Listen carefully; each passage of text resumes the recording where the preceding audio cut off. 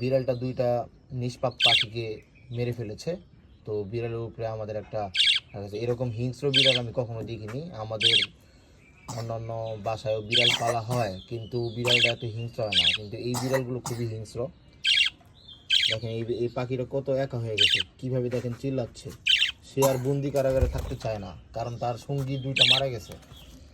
এখন ধরেন আপনারা বিয়ে করলেন, বিয়ে করার পর বউ যদি মারা যায় বা জামা যদি মারা যায়, তাহলে কেমন কষ্ট হবে।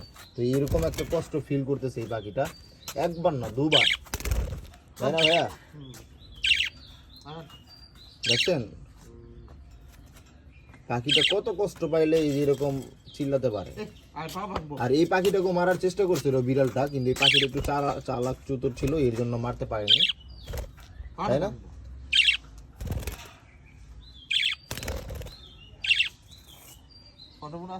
আরেকটা ব্লগ বানাও স্যার।